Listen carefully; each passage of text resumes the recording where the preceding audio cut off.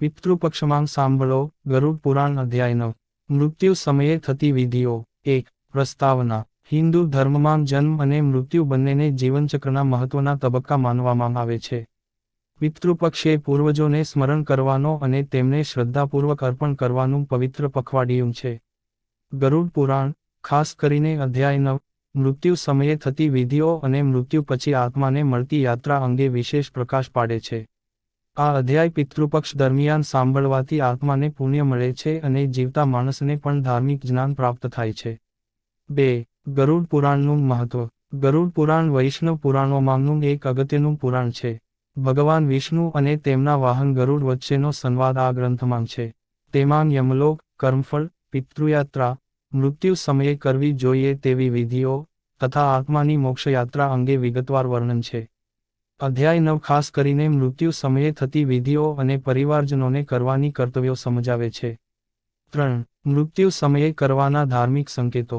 અધ્યાય 9 અનુસાર, જ્યારે કોઈ જીવનું પ્રાણ ત્યાગ કરવાનો સમય નજીક આવે ત્યારે તેના શરીરમાં કેટલાક લક્ષણો દેખાય છે: શ્વાસમંદ થવો, અંગોમાં કંપારી, દૃષ્ટિ ધૂંધળી થવી વગેરે. તે સમયે પરિવારજનો અને ધાર્મિકજનોની ફરજ છે કે તે વ્યક્તિને ભગવાનના સ્મરણમાં રાખે. પવિત્ર નામનો જાપ, ઓમ, નારાયણ, હરિ વગેરે નામનો જાપ મૃત્યુ પામનારના કાનમાં કરવો. પવિત્ર ગંગાજળનો સંચાર, મોંમાં ગંગાજળ, તુલસીદળ મૂકવાથી આત્માને પવિત્ર યાત્રા મળે છે. શ્રીમદ ભગવદ ગીતા કે ગરુડ પુરાણના શ્લોકોનું પાઠન, આથી મન શાંત રહે છે અને આત્માને મુક્તિની યાત્રામાં સહાય મળે છે.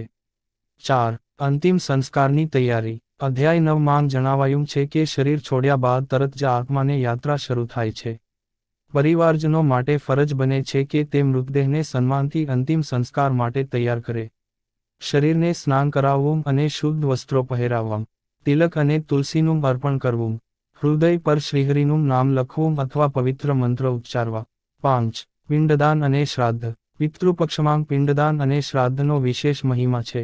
ગરુડ પુરાણ જણાવે છે કે મૃત્યુ પછીના 13 દિવસ સુધી પિંડદાન કરવું જોઈએ. પિંડ એ અન્ન, તિલ અને જળના મિશ્રણથી બનાવાય છે. તે આત્માને યમલોકથી પિતૃલોક સુધીની યાત્રામાં પોષણરૂપ બને છે. શ્રાદ્ધ દ્વારા આત્માને તૃપ્તિ મળે છે અને પરિવારને પુણ્ય પ્રાપ્ત થાય છે. 6. મૃત્યુ પછીના 13 દિવસ. અધ્યાય 9 મુજબ આત્મા 13 દિવસ સુધી પરિવારના આસપાસ રહે છે. તે સમય દરમિયાન શુદ્ધતા, સત્ય, સંયમ અને શ્રદ્ધા રાખવી જરૂરી છે. દરરોજ તર્પણ કરવું, અન્નદાન, દક્ષિણાદાન, વ્રત કરવું, મંત્રોચ્ચાર અને ગરુડ પુરાણનું પાઠન કરવું. 7. પિતૃપક્ષ સાથેનો સંબંધ. પિતૃપક્ષ એ સમય છે જ્યારે પિતૃ આત્માઓ પૃથ્વી પર આવી પોતાના સંતાનો પાસેથી શ્રાદ્ધ સ્વીકારતા હોય છે. અધ્યાય 9ના પાઠન દ્વારા પિતૃઓની કૃપા પ્રાપ્ત થાય છે અને તેમના આશીર્વાદથી કુટુંબમાં સુખ સમૃદ્ધિ વધે છે. 8. આત્માની યમલોક યાત્રા. ગરુડ પુરાણ જણાવે છે કે મૃત્યુ બાદ આત્માને યમલોક સુધી 48 દિવસની યાત્રા કરવી પડે છે. પિંડદાન, તર્પણ અને મંત્રોચ્ચાર દ્વારા આત્માને યમદૂતોથી રક્ષણ અને માર્ગદર્શન મળે છે. સાદગીથી જીવવું અને સત્ય આચરવું, આથી મૃત્યુ પછીની યાત્રા સરળ બને છે. પવિત્ર કર્મોનું સંચય કરવું. જીવનમાં સદકર્મ કરવાથી આત્માને યમલોકમાં સારા માર્ગ મળે છે. 9. જીવતા લોકો માટે શીખ. ગરુડ પુરાણના અધ્યાય 9 માં માત્ર મૃત્યુ પામેલા માટે નહીં પરંતુ જીવતા લોકો માટે પણ સંદેશ છે. સદકર્મ, દાન, વ્રત, જાપ, ધ્યાન વગેરે દ્વારા આત્માને શુદ્ધ બનાવવું. મૃત્યુ સમયે ગભરાવાની જગ્યાએ ભગવાનનું સ્મરણ કરવું. 10. અંતિમ મંત્રોચ્ચાર. અધ્યાય 9ના અંતે ગરુડજી ભગવાન વિષ્ણુને પૂછે છે કે મૃત્યુ સમયે જીવને મુક્તિ કઈ રીતે મળે.